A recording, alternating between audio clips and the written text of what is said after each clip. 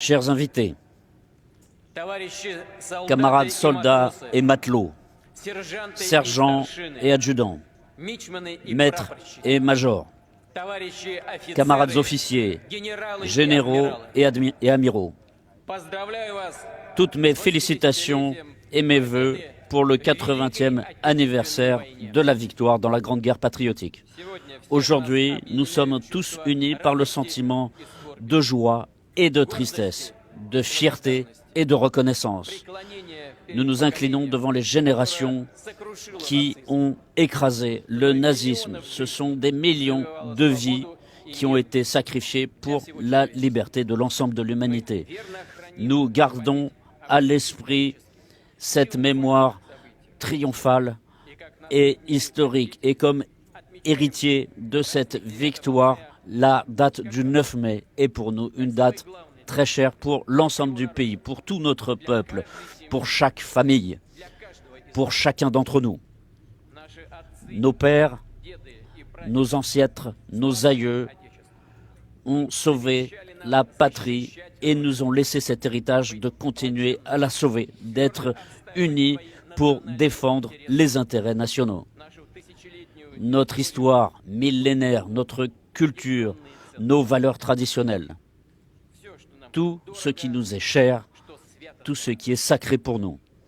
Nous gardons la mémoire des héros et des exploits de la Deuxième Guerre mondiale et nous ne permettrons pas que l'histoire soit déformée pour justifier les bourreaux et ceux qui ont mérité d'être vaincus. Nous défendrons l'honneur des combattants de la Grande Armée Rouge. C'est un grand exploit.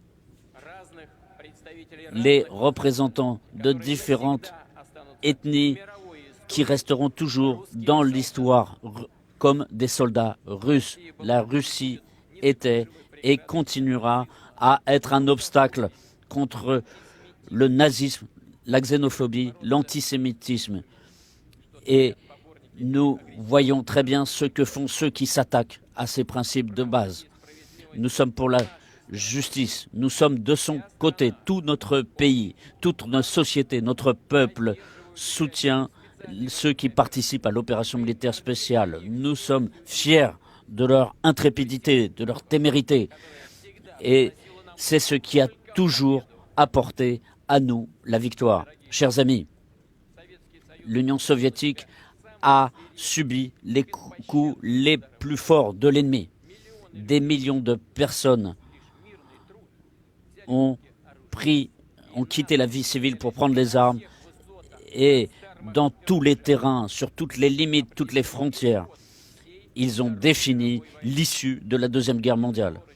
Avec cette victoire sans contexte dans les grandes batailles à Moscou, à Stalingrad, dans la poche de Koursk, en Biélorussie,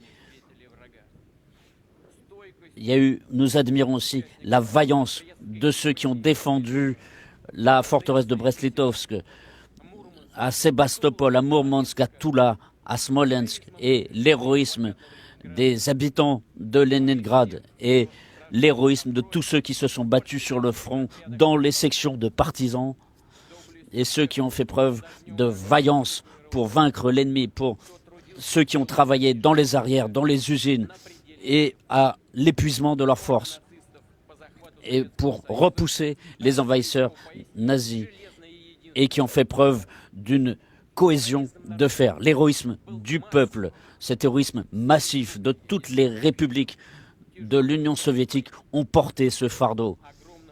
Et la contribution des peuples d'Asie centrale, du Caucase a été considérable.